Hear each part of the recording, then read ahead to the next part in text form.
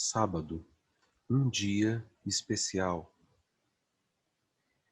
Iniciaremos nos detendo na origem e permanência do sábado.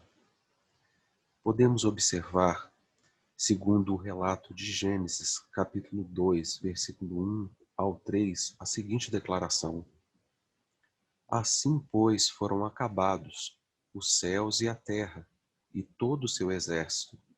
E havendo Deus terminado no dia sétimo a sua obra que fizera, descansou nesse dia de toda a sua obra que tinha feito, e abençoou Deus o dia sétimo e o santificou, porque nele descansou de toda a obra que como Criador fizera. Vemos aqui que logo após a criação, o próprio Deus estabeleceu o dia de sábado como um marco que fizesse com que todos os homens se lembrassem de que ele era o seu grande Criador. E o desejo de Deus era que assim permanecesse ao longo de várias e várias gerações. Vemos esse relato descrito, por exemplo, logo após a libertação da escravidão do seu povo do Egito. Deus orientou o seu povo dizendo: Lembra-te do dia de sábado para o santificar. 6 dias trabalharás e farás toda a tua obra, mas o sétimo dia é o sábado do Senhor teu Deus. Não farás nenhum trabalho, nem tu, nem o teu filho, nem a tua filha, nem o teu servo, nem a tua serva, nem o teu animal, nem o forasteiro das tuas portas para dentro. Vemos com isso que o desejo de Deus era que todos os seus filhos fizessem os seus trabalhos no restante dos 6 dias, mas que no sétimo dia cessassem o seu trabalho e que esse dia fosse inteiramente dedicado ao Senhor. E tal desejo, acredito que ainda se cumprirá, mesmo na nova terra. Vemos tal declaração sendo feita pelo profeta Isaías, no capítulo 66, a partir do versículo 23. Nos diz assim: E será que, de uma festa da lua nova a outra, e de um sábado a outro, virá toda a carne a adorar perante mim, diz o Senhor. E quanto ao propósito do dia de sábado? Certamente encontramos uma declaração interessante no livro de Isaías 58, versículo 13 e 14. Lá nos diz: Se desviares o pé de profanar o sábado e de cuidar dos teus próprios interesses no meu santo dia, se chamares ao sábado deleitoso e santo dia do Senhor, digno de honra, e o honrares, não seguindo os teus caminhos, nem pretendendo fazer a tua própria vontade, nem falando palavras vãs, então te deleitarás no Senhor. Eu te farei cavalgar sobre os altos da terra, e te sustentarei com a herança de Jacó teu pai, porque a boca do Senhor o disse. Vemos assim que é da vontade do próprio Deus que o homem abdique de parte do seu tempo, um dia a cada 7, sendo o sábado chamado pelo próprio Deus de o seu santo dia. Nesse dia, não deveríamos então fazer a nossa própria vontade, e sim a vontade do Senhor. E ele nos prometeu nos recompensar com isso, com a mesma herança que teve Jacó. Outro benefício encontrado no sábado é a oportunidade de estar em família. Segundo vemos descrito em Marcos capítulo 2, versículo 27, nos diz assim: E acrescentou: O sábado foi estabelecido por causa do homem, e não o homem por causa do sábado.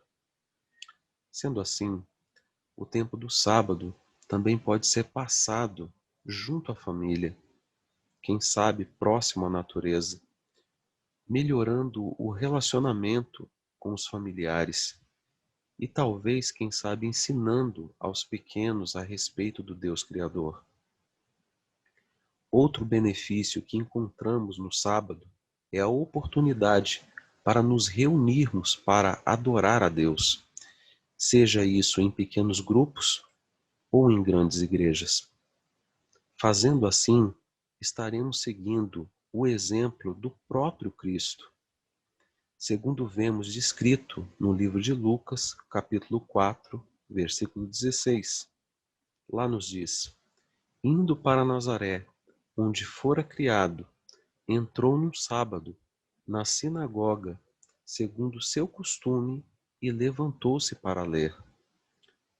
E também o exemplo dos próprios discípulos, conforme vemos descrito no livro de Atos, capítulo 16, versículo 13, onde nos diz: no sábado, saímos da cidade para junto do rio, onde nos pareceu haver um lugar de oração, e assentando-nos, falamos às mulheres que para ali tinham concorrido.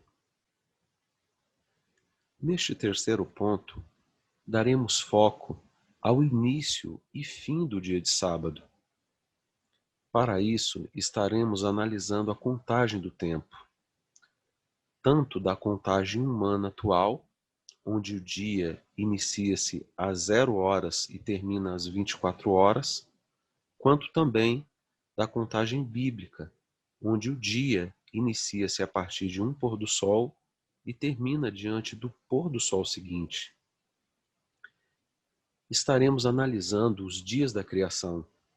Os dias bíblicos são compostos de duas partes. Segundo Gênesis, capítulo 1, versículo 5, lá nos diz: chamou Deus a luz dia e as trevas noite. Houve tarde, entre parênteses, noite, e manhã, entre parênteses, dia, o primeiro dia. Segundo Gênesis, capítulo 1, versículo 8, houve tarde e manhã, o segundo dia. Segundo Gênesis 1:13, houve tarde e manhã, o terceiro dia.